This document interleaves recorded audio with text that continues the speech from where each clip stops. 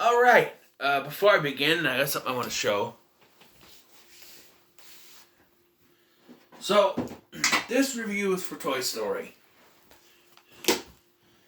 And I thought I would show off my original 1995 Woody the Cowboy doll.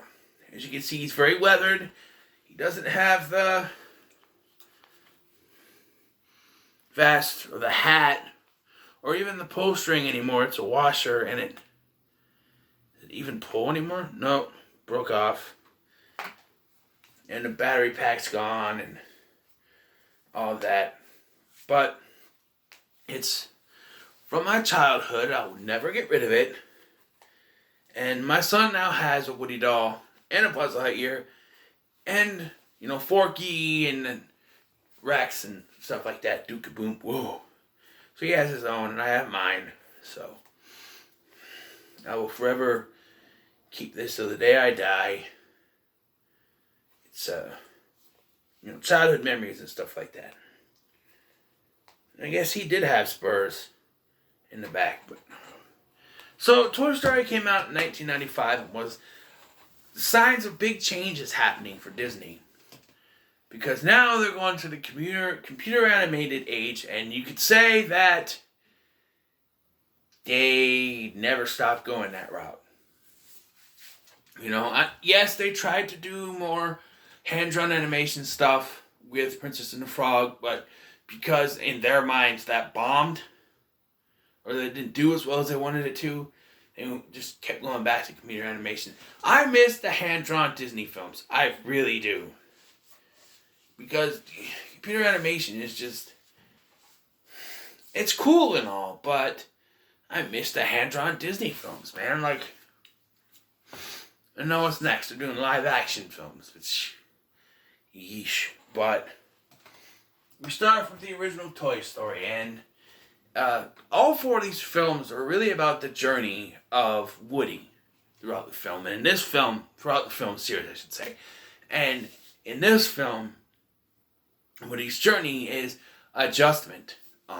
He's always been the number one toy for Andy. He's Andy's number one toy.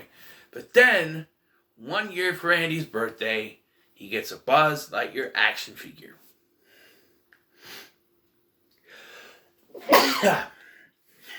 Excuse me.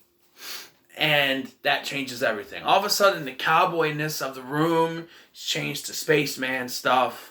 And he's playing with Buzz more than Woody. Woody's knocked off the bed. It's just his spot.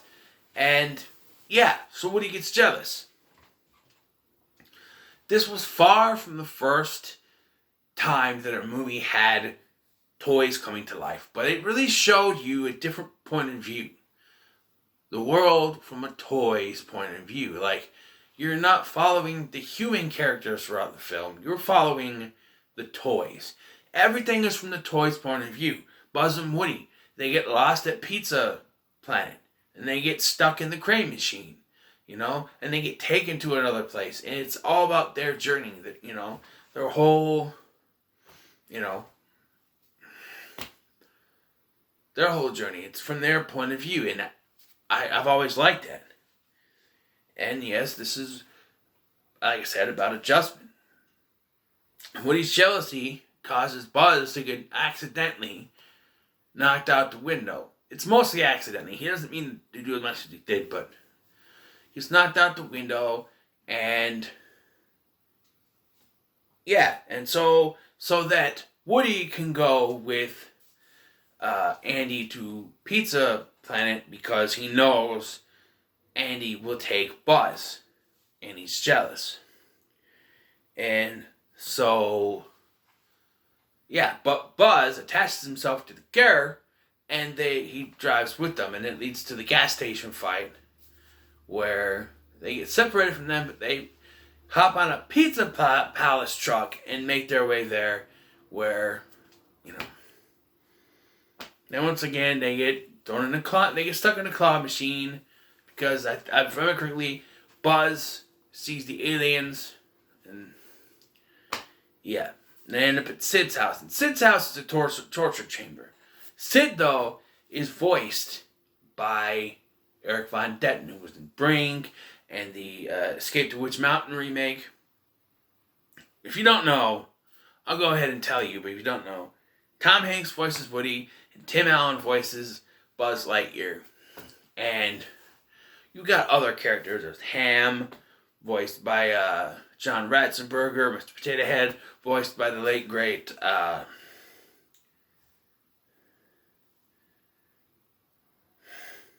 Don Rickles. You have Bo Peep, voiced by Annie Potts. You have Rex, voiced by Wallace Shawn. Inconceivable! You have,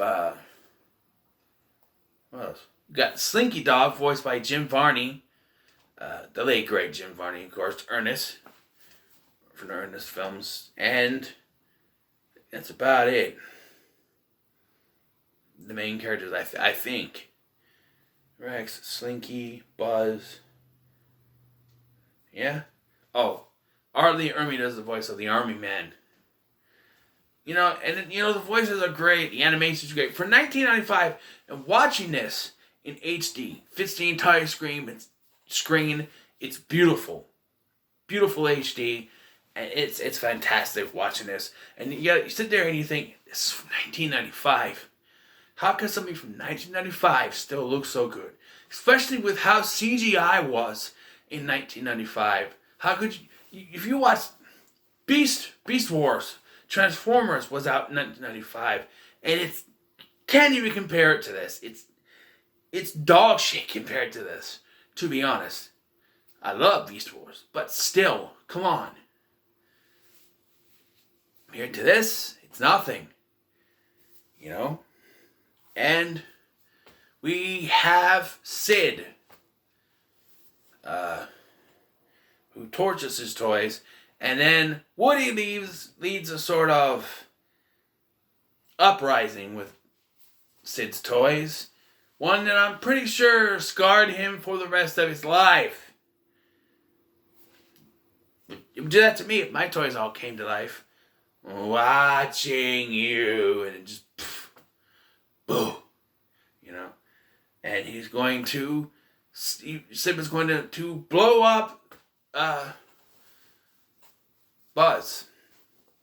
And there's the scene that I never like to watch where Woody tries to convince them, hey, come on, let me over. But no, because it's not time for them to go back to the other toys yet. They have to not believe him, and then Buzz's arm was detached somehow. I don't remember how, and I just watched the movie. How did Buzz lose his arm? I don't remember. A dog or something. I remember now. He tried to fly, he fell, and his arm broke off. That's what happened. And then the Misfit toys, as I call them, put his arm back together, and then they used the rocket to get back to Andy, who is moving to a new house. Remember that. So they gotta get back before they move, and they get the moving truck, and there's a scene where Woody goes to push out RC, and they think he's trying to kill RC, so they attack him and throw him out, but he's really trying to save Buzz. And then they light the rocket, and, they use that, they put the RC car back in, and then they drop into a box that's next to Andy. Now, I want to go on record here that this is bullshit. I've always thought this is stupid. So Andy has looked everywhere for these two toys, and his mom keeps saying, oh, they're probably somewhere in the car, But he has had this box next to him for God knows how long he's been sitting in that car. And he hears a noise, he looks over, and they're both in the box. How many times has he looked over at that box and they weren't there? And then all of a sudden, they're there. How does he not think that something else is going on here? I don't know. The one thing I do like about Andy is I like I like how they show a kid playing with his toys, because that's very much me when I was growing up. I'm playing with my toys, or this, and I wouldn't, I take certain toys and I call them something else that fits the situation. I did that all the time. It was fantastic. I had Bobby the Brain Heenan and Roddy Piper as Bill and Ted, for God's sake. I had these two LJN action figures, and they were Bill S. Preston Esquire, Bobby Heenan, and Ted Theodore Logan, who was Roddy Piper. That's what they were. I know that's stupid, but that's what they were. Oh, pretty good. This is Toy Story, man. It gets a 10. What else can I say? Yes, the Christmas scene. I'm gonna go on right. There's a Christmas scene at the end of this film, and I'm gonna do a video on Christmas movies. It's gonna premiere. It's gonna come out on Christmas, but I'm gonna explain there what qualifies as a Christmas movie and what doesn't. And without going into details on that here, this does not qualify as a Christmas movie. It just doesn't. I'll explain that in the later video, but for now, just saying, it doesn't qualify. But this does qualify. It's a great film. Pixar's first try. They hit it out of the park. It absolutely gets a 10. So what are your thoughts on Toy Story? Let me know in the comments below. Make sure to like, share, and subscribe to infinity and beyond.